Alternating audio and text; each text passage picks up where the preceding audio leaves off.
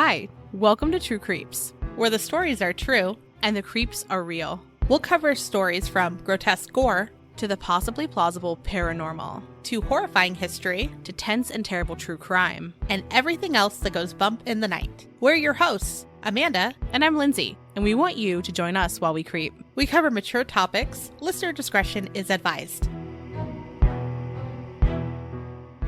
Hey everybody, today we're going to be talking about an axe murder that occurred nearly 220 years ago, which just feels insane to say. That's so long ago. I know that in other places that are much older than America, they're like, that's nothing. But Fair. it just feels so strange to say because we're talking about the 1800s. Well, just to have any recollection of what happened that long ago is wild to me. Yes, and that really is one of the most fascinating things about this case is that not only is it that we have like a clear picture, but it was in a rural place. So it's not like it was in a place where there was like lots and lots of news articles about it. Mm-hmm. Part of the reason that there is such a clear picture is that the murderer, Abel Clemmens, shared his story after he was in prison. But it's been a minute since we've done an axe murder as well. Just a casual minute. Just a minute. Yeah. It's been a while. And it's sad that there's been so many, right? Like that's just a way to kill someone. Currently, you don't really see that very often because they're not used as frequently as they were back then.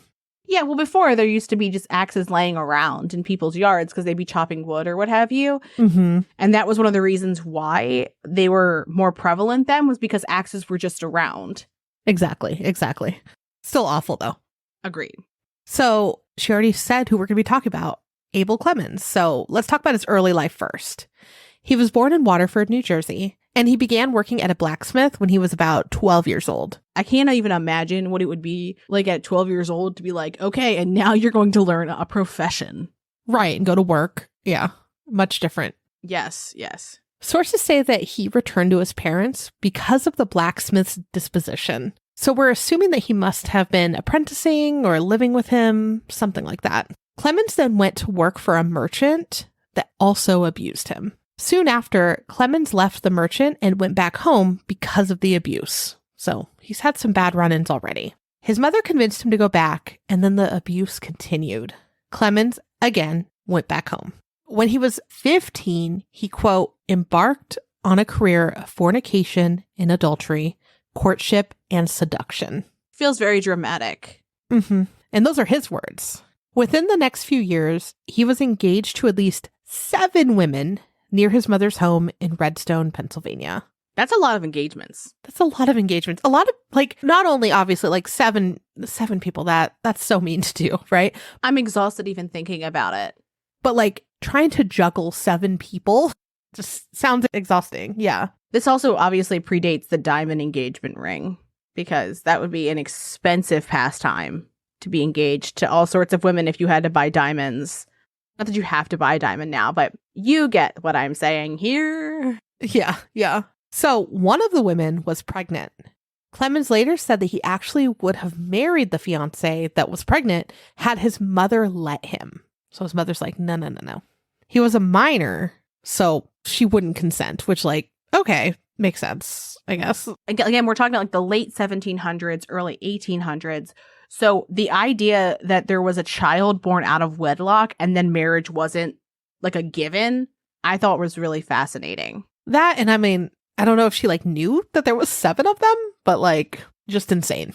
7. I mean, like, what do you like? I guess when he says that he embarked on a career, like that's the level of work he's putting in to juggle 7 young ladies, because 7 people that you're juggling in a presumably monogamous culture. Right. That just sounds like a lot. It does. So after this point, Clemmens moves to Clarksburg, West Virginia. And it's in that area that he meets a woman named Barbara Carpenter. And when he's 19 in 1794, he and Barbara get married. Soon after, Barbara gets pregnant. So she and Clemmens moved back to Redstone, Pennsylvania to live with Clemmens' mother. While they were there, he farmed the land, and his mother kept a very close eye on him. Eventually, Clemmens and his family, including his mom, they moved back to Clarksburg. And once he gets back there, he starts cheating on Barbara again. So perhaps Clarksburg's not the best place for him. Then, in 1800, Clemmens witnessed a meteor, and he took it as a sign from God, as one does, I guess. But I would imagine if you don't know what something is in the sky and people are like, it happened in the sky, it has to do with Sky Daddy. Okay, man, sure. Okay, yeah. But he takes this as a sign from God that he is supposed to abandon his adultery. Okay, I mean, this sounds probably good. And by the end of his life, he claimed that he had been able to, quote, adhere strictly to not cheating on his wife. What do you want, like a fucking cookie? Like, congrats, you saw a meteor and stopped cheating on your wife. Wow, what a guy. I didn't know meteors were so powerful. Who knew? They could knock the cheating right out of you. But so Clemmens would later report that from here on out, from 1800 on, after he saw his sign from God, he started to try to earn God's forgiveness, right? Because he'd been living a life that he would imagine God would probably not be too thrilled with before then. And he started attending church daily, which feels like a lot. It's a lot. Yeah. And I think it's at this point that you start to see that there's just something going on mentally with him, because he becomes what sounds like obsessed with religion. And he begins learning as much as he can about religion. And one person he spoke with, who he describes as a well-dressed stranger, came to Clarksburg to tell people about deism. And when the stranger was speaking, one of the things that they talked about a lot was the idea that every person who died, their soul was returned to God. And so in this realm of religious exploration, he is learning a lot about different Christian denominations. And he later will attribute his religious delusions to the fact that there's variations in doctrine between Christianity, which is wild. So during this time, Clemmens visited family in Miami, Ohio. So not Florida, Ohio. When we were researching, I was like, I've never heard of Miami, Ohio. And they even have like Miami University. And so if someone told me I went to Miami University, I'd be like, oh, you're from Florida. No, you're from Ohio. Wrong. Okay, sure. So while he was in this wonderful place in Ohio, he decided that him and his family should move there, which all of us have done, right? On vacation, we're like, we should really move here, like everywhere. I mean, until my family proximity, yes. Now I'm like, the whole compound would have to move, you know? But yeah, I feel like it's always, I'll never come here again, or I could live here. One of the two. Yeah, exactly. No in between. As a note, today, with a car, it would have taken 4 hours to drive there from where he was. Per Google Maps, it would have taken 90 hours to walk there. So I can't imagine during this time it was an easy trip for them. And the mode of transportation they would have been taking would have been a wagon with oxen. Obviously, back then, there wasn't like freeways and lots of streets and things like that. And they're in a wagon. So, you know, going through whatever. So just like even thinking about using like maps and things to get from like one state to another without roads or like anything being labeled, that's crazy to me. Also, I can't even get anywhere with a fucking map now. So if given a few minutes to acclimate, I could probably be fine. But if someone's like, here's a map, guide me, I'd be like, this is a bad idea for you and I. I'm very good at if someone says it's by this and I know where, you know, specific things are. I do good with landmarks too. Yeah. Some of the like GPS apps and stuff are now saying it's by this or make a right at this bank or whatever. And I'm like, yes, that's the type of thing I need. I would love if GPS could have a feature for what's just the easiest, most chill route. It doesn't need to be the fastest. I just want to stress the least amount. So it's like, do you want to get there faster? We can cut 5 minutes off your trip. And I'm like, theoretically, yes. And it's like, okay, we've added 17 turns. They're all, half of these are left. Some of them have intersections where there's inexplicably 5 places you could go. I'm like, don't give me that. Right.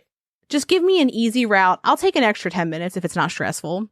It depends. Depends on the day. But anyways, back to Clemmens. So in the summer of 1805, he and his landlord, Colonel Jackson, entered into an agreement for Clemmens to sell Colonel Jackson his crops, right? So he's growing things, he's selling it. At this time, Barbara and Clemmens had 8 children. The oldest was 12. It's a lot of kids. So let's talk about his kids. He had Elijah, Hester, Rachel, Mary, Elizabeth, Benjamin, Parthenia. I think I'm saying that right. I think so. I love that. All right. That's a cool name. Amos, And again, Barbara was pregnant too at this time. So there's another one on the way. So as their moving day got closer, Clemmens grew less and less confident. For starters, he thought his mother would move with him and his family, but she refused. She was like, I'm not going to Miami. Fair. And at this point, she's already moved from Redstone to Clarksburg with him. Mm-hmm. And the thought of moving in general, even nowadays, is like a no from me. Like, it's just so hard. Yeah. But moving back then, no, absolutely not. So Barbara was far along in her pregnancy, and he had heard rumors that pregnancy was fatal in Miami, Ohio. How angry would you be if you, one, had 8 children under the age of 12, including an infant, were very pregnant, and then your husband's like, we should move to a different state via wagon with oxen. Goodbye, have fun. Sir, I'm not doing this. Like, it's a hard fucking no. Like, I would just be so perplexed as to why they would think it would be a good idea. Right. There's no reason it would be, at that time at least. When you're thinking of like all of these facts, it feels weird, right? Like, it doesn't logically make sense, because at this point, it's the end of summer. He's selling his crops. He's planning on moving after it's starting to get cold. So you're planning to make this journey with 8 children in a wagon with a woman who's incredibly pregnant. I could see why he was like, I thought my mom was going to come because she could help with the infant. But like, what if your wife went into labor during the journey? What would you do? Right. And she's like, I don't want to deal with that. No one wants to deal with that. 8 children on a long drive somewhere? No. Yeah. I mean, fucking fair. They can't even have screens to like distract themselves. They're simply in the back of the wagon. When are we going to get there? In fucking surround sound. Are we there yet? Are we there yet? I'm hungry. Do we have any more biscuits? Do we have any more salted meat or whatever the fuck you bring in a wagon? Like, no. So his mother, obviously, kept trying to convince him to stay. Also, Barbara did not want to move. He was so stressed that he went to Colonel Jackson to undo their deal. Clemmens agreed to return the money for the crop and then took a 3-year lease on the farm. Clemmens said, quote, I repented my bargain immediately. I had not walked 20 steps until I was struck with an unaccountable horror. I know not the reason, but such is the fact that from that moment, I never enjoyed a moment's pleasure. Interesting. So Clemmens thought by not moving to Ohio that he was acting contrary to God's will. This is when he first began thinking of killing himself and his family. It just feels like such a bizarre jump. Does this not really, in a way, remind you of kind of like Lori Vallow, where they're like, you have to be in Idaho.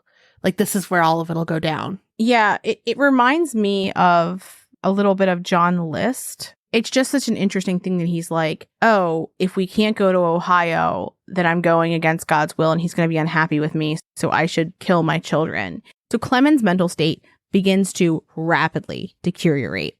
He attributed this to God punishing him for going against his will because he didn't move to Ohio.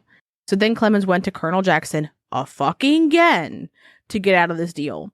And I don't think it's altogether surprising that Colonel Jackson refused to renegotiate with him and then told him that he was being childish. Because, I mean, I feel like you're going back and forth. These are land deals.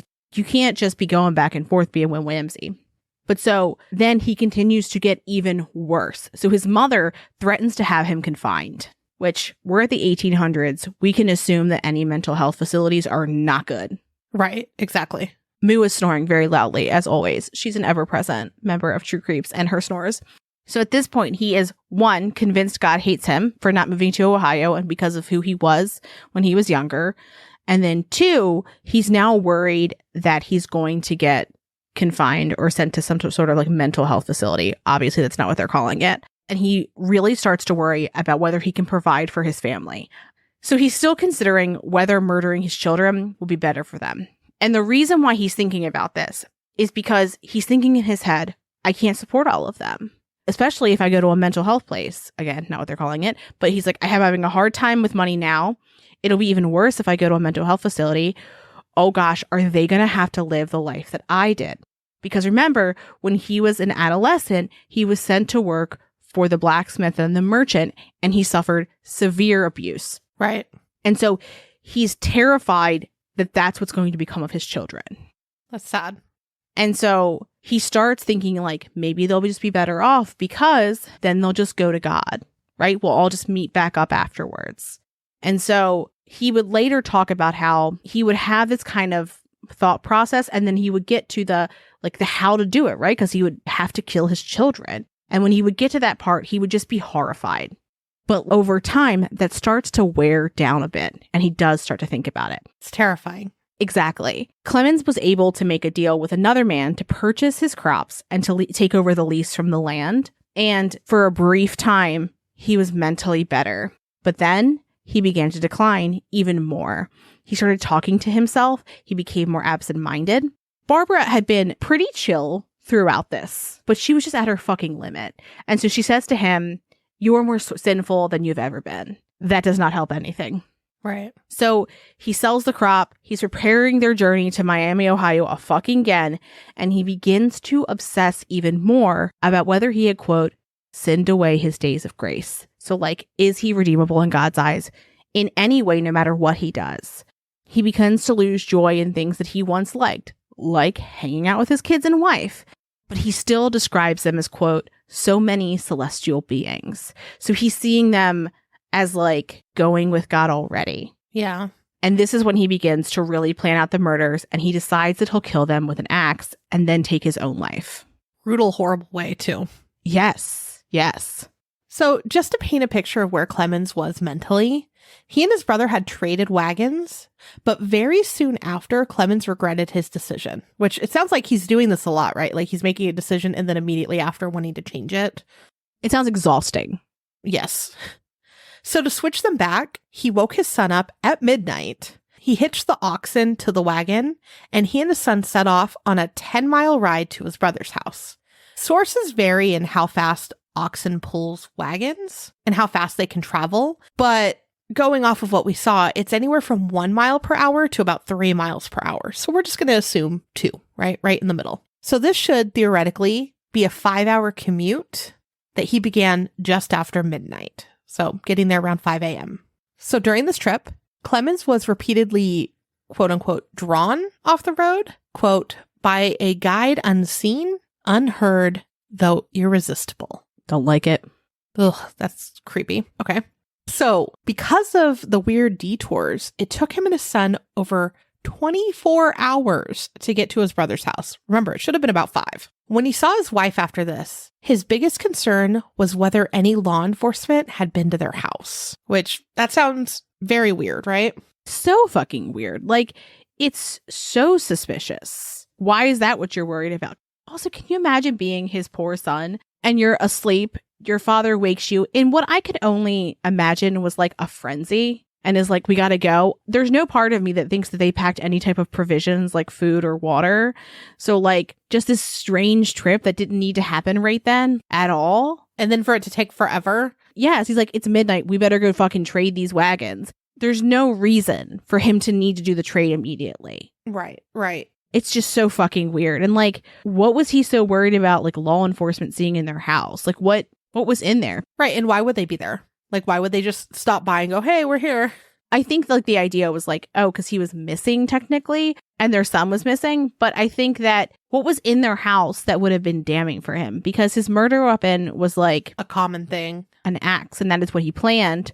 So it would make sense that it'd be around unless he had some sort of rambling writings somewhere. Yeah. But I didn't see anything about that. It was just more what are you so worried about? He's mentally not doing well. So Clemmens had attempted to murder his family dozens of times. One instance, Barbara woke up and she had asked him what he was doing up. And he told her that he was, quote, admiring her beauties while sleeping. Immediate red flag. If Ben was standing over the bed, watching me sleep, and said to me, I'm just admiring your beauties, you're going to kill me. That's the only thing that I would think. That's the only place I would go. Also, the idea of the plural beauties, really, it gives it a little extra. It's creepy. It's just creepy. Yeah. Yeah. And no one looks good sleeping, by the way. No. Would you not also be what the fuck are you talking about? I feel I would be defensive immediately. Yeah. There'd be a lock on the door. You could go sleep outside. So another time, Barbara actually woke up at the perfect moment because he had the axe in hand and he immediately like threw it to the side so she wouldn't see it. And that's just terrifying. And I feel like, how would she not notice? Right? Like, this big thing, it'll make a big sound when you throw it anywhere, unless like maybe on a bed or something. But I don't think that that's what happened. Yeah. Well, it also, like, we're talking again 1800s. It's not as though they had like lush carpeting in the room. Right. It would have made like a clunk sound. Like a nice upholstered chair that they could have lessened the sound. He could have been like, oh, I don't know what that was. But like, it's going to make an axe hitting wood sound, I would imagine. Yes. He's like, nothing to see here. So at this time, he swore to himself that he wouldn't actually kill his family. Later, Clemmens would say that he was, quote, restrained from the vow by an invisible and irresistible impulse. What a way with words. So the day of the murders was either November 8th or 10th of 1805. Sources vary on the date. But let's talk about what happened on the day of the murders. Earlier that day, Barbara was singing hymns and she asked Clemmens to join in, but he refused. Which again, like, he's super religious at this point. So he is like, fuck yes, God. So this is like a little bit bizarre. It's another example of him not doing things he would normally enjoy. Mm-hmm. Then Barbara's like, hey, I'm going to go to your mom's house. Do you want to go? And he's like, I do not want to go. She eventually convinces him and he goes, but he doesn't really want to. As soon as they get there, he is unhappy about being there. And he wants to leave, but Barbara and his mother are like, no, stay. So he does. So then after a bit, Clemmens and Barbara return home, but his mother, his sister, and his brother-in-law also come back to their house with them. There's a lot of people in this house. It's a lot of people in this house, especially because like, there's like all the children as well, right? Yes. So then they're like, you know what we're going to do again? We're going to fucking sing some motherfucking hymns. So they're singing hymns again. And they're like, Abel, join in. And he's like, I do not want to. And they're like, come on. So he does, but he's like, he's not meaning it, you know? Mm-hmm. He's like clearly not having a good time. So about 9 p.m., his mother, sister, and brother-in-law, they head out, and Barbara walks them part of the way back and then heads home, and she goes to bed. A lot of the information we have is from Clemmens, from his story that he shares while he's in prison. Somebody else writes it. We'll talk about that more later, but some of the details we have here are from that. So it's this day that things come to a head because he's like, my mental condition is getting worse, and he knew that if he could feel it, that his family could too. Mm-hmm. And he was really sure that if he didn't act soon, then he might lose his opportunity to do what he felt like needed to be done, because he thought that, again, they were going to send him to a, quote, madhouse. That's what he called it. He then really ruminated on how hurt his family would be if he was torn from them. They'd be fine. Fuck off. This is where it starts to remind me of John List a bit, where he's like, you'd be better off dead than having to live a hard life. So at this point, he really believes that if they died, their souls would return to God. But he wouldn't be with them, theoretically, if he was religious. If he killed his whole family and then himself. Exactly. So like, there's clearly like faults in this logic, even if you were like, I'm doing the right thing. Mm-hmm. So just talking a bit about the room where they were, everyone shared one bedroom, and all of the beds were on the floor because they had sold the bed frames. Probably because of money, but also because they were planning on moving soon.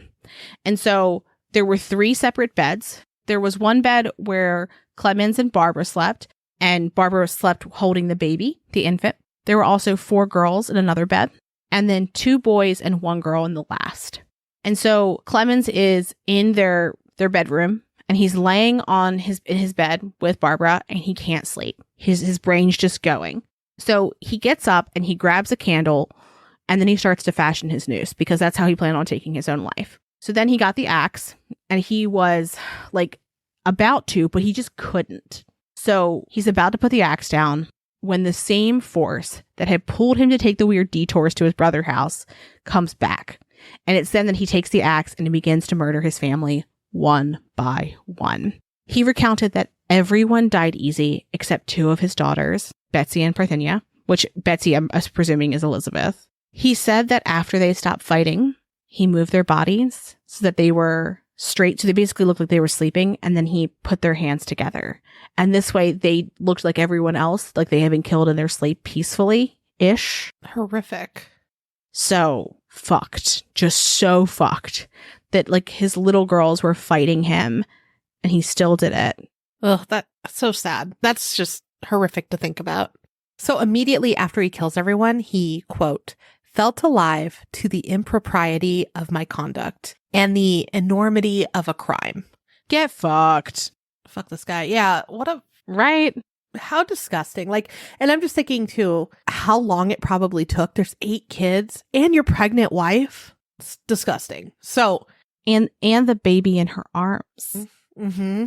So he said the invisible force kept him from killing himself, although he wanted to. He went and sat by the fire and talked to his niece, who was there for all of this somehow. Which, what?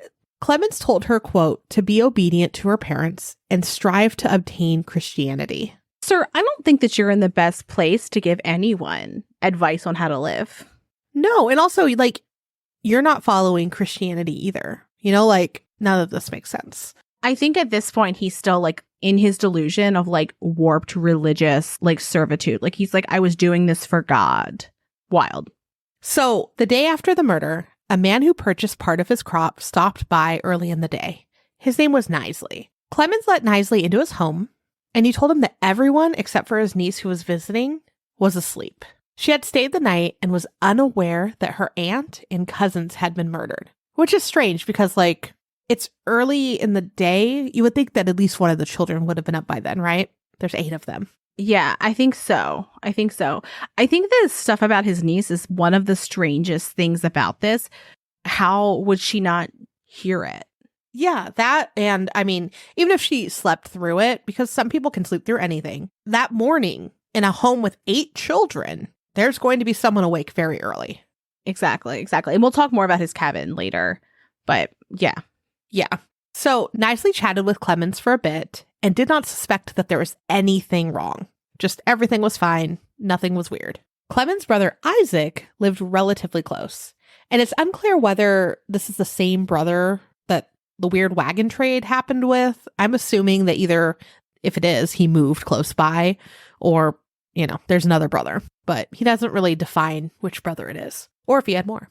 Well, anyways, Isaac stopped by and he asked about the family. Again, Clemmens was like, they're asleep. So then Isaac went in to wake up his eldest nephew. And that's when he found the children and his sister-in-law had been murdered. The youngest child, who was just an infant, was in Clemmens' wife's arms still. So she was still holding the baby. So sources vary a bit as to what happened next. Some sources say that Isaac then accused Clemmens of killing his family and then went to the neighbor's house to alert them. Other sources say that Isaac gathered members of their family and that both Isaac and their mother urged Clemmens to run, which is very different things that might have happened. Right? His mother begged him not to hurt himself, which, like, can you imagine, like, the loss she just felt to all of her grandkids? From him, at least. Ugh. Right? And it very much seemed as though she was close with Barbara as well. Yes. So Clemmens left and wandered into the neighboring woods and hid in a cliff of rocks near a B&O station, which was north of the town. He recalled that he tried to attempt suicide several times during this time. Eventually, he came out because he was starving and had, quote, tortured feelings, which... Poor fucking you. I don't care. Like, I feel nothing for this man. He's a terrible person. When he came out, he went back to his mother's house and his family arranged for his arrest. Love that for him. So on November 28th of 1805, Clemmens was arraigned and charged with murdering his wife and children. Against all odds, he pled not guilty. Fuck him. So he was sent to Morgantown for trial, and he was found guilty and eventually hanged in 1806. After his conviction, but obviously before he was hanged, Clemmens had frequent visits from ministers and laymen for spiritual guidance while he was in jail. And one of these visitors is the one who transcribed his life story and the story of what he had done to his family that exists now. I would not want to be that person, you know, like hearing all the details of it. I wouldn't either, but I would also want to know. Because, I mean, at this time, they don't know how people do things, right? It's like... That's true. He, quote unquote, has madness. And, like, what the fuck does that mean? Just an interesting point here is at this point in time, insanity was not something that was considered in judicial proceedings. So, like, it's not as though he could use it as a defense or use it in his plea. Right. It's just interesting how much we know about this case because of that. Yeah. Typically, when we talk about older cases, we'll look into whether there are any stories about hauntings in the location. I mean, kind of similar to how we did for Villisca, right? Like, we talked about the terrible things that happened, but also then what people reported at the house. Mm-hmm. And for this, it's really, really difficult because, not surprisingly, Clarksburg looks very different than it did in the 1800s. when the Clemmens lived there was just about 200 people. And today there's almost 16,000. Yeah, so much different. Much different. And it's also incredibly developed. Like, it's like a city. And so the Clemmens cabin was located between Pike Street and Philippi Road. I spent a significant amount of time looking at Google Maps, trying to go up and down Pike Street, because there's two different ones that exist in Clarksburg, and looking at maps at where the B&O station would be. And so we have a general idea of where we think the cabin would have been. But what's unfortunate is that, well, one, we don't have an exact location, but two, we don't really have a layout of what that cabin looked like, because I have like those questions of like, how did the niece not know? Where was she? Because when you think cabin, that's going to be a relatively small space. Right. And if they all slept in one room, if there's another room, why would they all pile into one? Exactly. It looks like where the cabin would be in what is today the historic district of Clarksburg, near where the Clarksburg Harrison Public Library current is. We looked to see if there were any hauntings that were reported in the library, and we didn't see anything, but it does look like they have like ghost story events there. So it could be that they just aren't something you can find online. Or the story might not be popular there. You know, like there's so much history in each of these old areas. Mm-hmm. And it's hard, like you said, to determine where exactly something took place. They may not even know. Exactly. And it's not as though there's always property records that are like easily discernible today. Like it could be that like if I went to like town hall, I could find information. But again, difficult to find.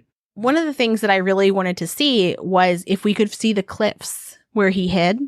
Mm-hmm. Incredibly difficult. One of the sources that we said the area where he hid is still known as Clemmens Rock, but I couldn't find anything else that talked about that. And that article was from like 100 years later, not from 200 years later, right? So like it could have been that it was known by that for a while and then that went away. Right. There's a river that goes through the town. So we looked at the cliffs that come off of that river because that's what's near the B&O station and through the woods. And so we couldn't find anything that talked about people associating it with Clemmens or any paranormal activity that was happening in Clarksburg there. But very interesting. I mean, it's just really different compared to like Villisca, for example. Again, I just use it because we actually had like a layout of the cabin. Like we knew what it looked like. Right. And they made it similar to how it was back then. So now it's very easy to see what the layout was. Yes. Well, and that's also probably because it was about 100 years later. So it was much different. So just interesting. Mm-hmm. Yeah. So as always, we want to know, have you heard of the story before? Have you been to that area? Have you ever felt anything weird in that library? Message us if so. Yes, we want to know. And of course, we're only a couple weeks out before we take our spooky trip, right? Mystery spooky trip. And we're taking our Patreon along with us, right? We're going to be updating them and asking for their input as we're on this trip. We've been giving them clues on our Patreon page about where we're going. But we have multiple stops, and we're stoked to tell them, which is coming soon. We're going to tell them soon. Yes. If you are curious about what's going on in our Patreon, head to our website, truecreeps.com, and we have a little button that says Patreon, and you can look at our tiers and what we're doing. Starts at only $1 if you want to join. It also includes access to our special Discord, as well as, depending on your tier, some goodies from us. Yeah. I love our Discord server. I think it's a fun place to connect. And I think that it's a good group of folks and it's always like fun conversations. And I love when people like share like what's going on in their lives. Yes. That and whenever other people go to spooky places too, I love discussing like what they've learned. Or a couple months ago, a couple of them went to a Blair Witch event. Yes, it was near me. And I was obsessed. I was like, please tell me everything. It sold out near me. I was devastated. I would have to say, though, my favorite recent thing that we've added, though, would be our pet channel. Oh, yeah. I just actually sent last week some stickers for this year's sticker to our patrons that are Dump Ghosts and above. Love it. I like this year's stickers. They're fun. So, yeah. Hopefully everyone likes their sticker this year. Yeah, I thought that it made me laugh. I loved it. Yeah. Also, if you do want to score yourself a sticker, if you leave us a review on Apple iTunes, send us a screenshot with your address and we'd be happy to send you one. Absolutely. And also we've got a merch store. If you want a weird quote on a t-shirt, do you want to see the Basilosaurus on a t-shirt? Amanda made a beautiful rendition. It was on our episode art for Topomancy, but there's Hopefully by the time this episode comes out, we'll have put it on a t-shirt because she's gorgeous. She's stunning. And we actually recently just added a bunch more merch. So yeah, flipping through it now, I'm like, oh yeah, we did make that one. There's some that we've had for a while, but we've made it a little different. And honestly, my new favorite thing is our tote bag. Yes, our tote bag is 10 out of 10. I'm very pleased with it. I'm excited for mine to come in. Oh yeah, we just also did a big order because we want this too. Yeah, we were like, we also need True Creeps merch. Yeah, I fucking love it. And I cannot get over the Everlasting Faint t-shirt picture because it's like a guy wearing it with a DeLorean. It's so random, but I love it. Yeah, it's like, it's fashion. Just fashion, baby. You too could be fashionable.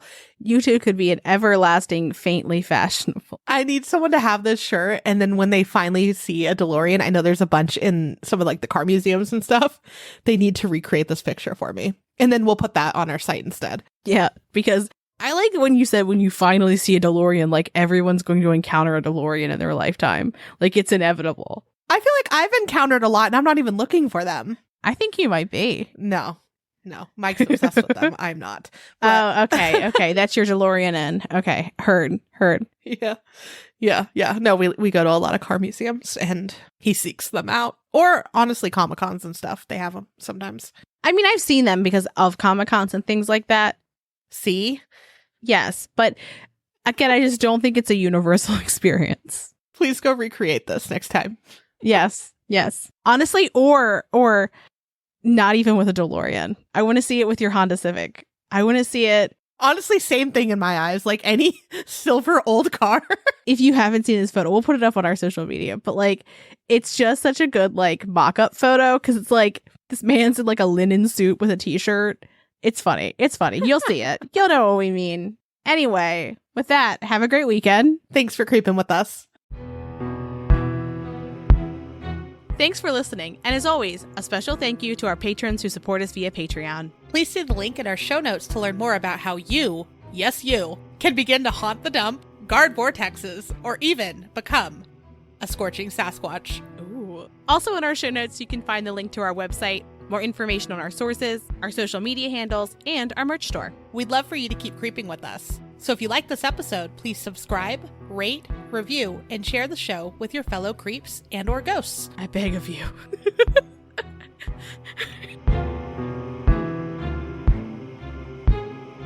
It's still like it's against his book, right? Like it's against his book. He wrote it. I like your attitude. It's a real ask the ice vibe. It is though to me. And I will take this moment to say hello to some pets as I'm scrolling through. Yeah, anything with a pet channel. Oh, yeah. I mean, we've got, okay, who do we have? We've got Bubba Boy Mercury, Astra, Ivar. Then we've got Miles A. Pooh's Xena Warrior Pooch. Who else do we have? Of course, our animals are in there, but you hear about them enough. Then who else do we have? We have Whiskey. Very cute. Love these eyes. One that is called This Butt, but I don't know what their name is. Tobeans McGuire, Zool, the Void Cat, Lieutenant Reginald Barkley. These names are fantastic. I just fucking love the way people love animals' names. Okay, the butt described earlier is Orion the cat, then Bindi the dog, and Arlo the horse. But like, we want to know your pets, you know? All pet pictures all the time.